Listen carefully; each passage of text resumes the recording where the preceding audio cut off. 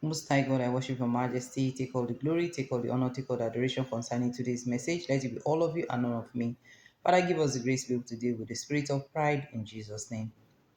Pride and its consequence. Most times people exhibit pride as a result of a particular achievement or a particular blessings that they've gotten. Rather than give all glory, honor, and adoration unto God, they tend to believe that it's by their own efforts that they have gotten that which is making them happy or that which is making them stand tall. Anything that we have gotten is not by our might, it's not by our power, but it's as a result of the mercy of God. As believers, we are supposed to always ascribe glory, honor, and adoration unto God by the reason of any good thing that God has done for us.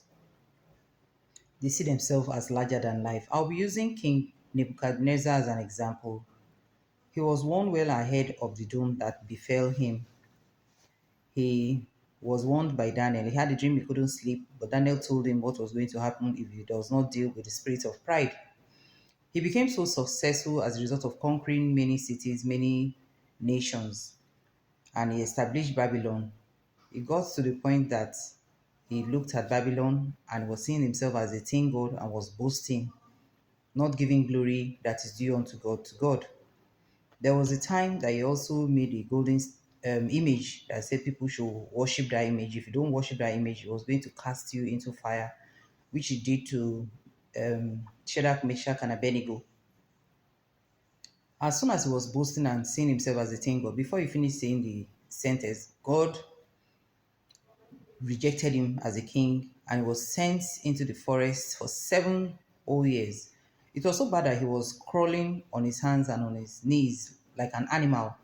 The hair of his head grew so long that it was like that of the feathers of an eagle. He was eating grasses like cattle.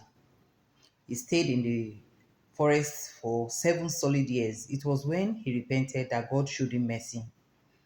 When he humbled himself, God humbled him by force.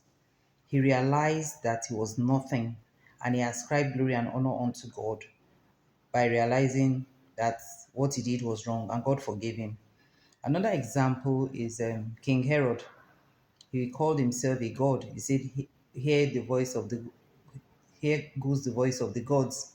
Before he finished saying that horrible statement, you can just imagine God sent maggots to eat him up alive. Worms devoured him. As Christians, we should try as much as possible to run away from the spirit of pride because pride can lead to death, it can lead to shame and reproach, it can lead to dishonor, it can lead to rejection. In a nutshell, pride leads to failure and disgrace.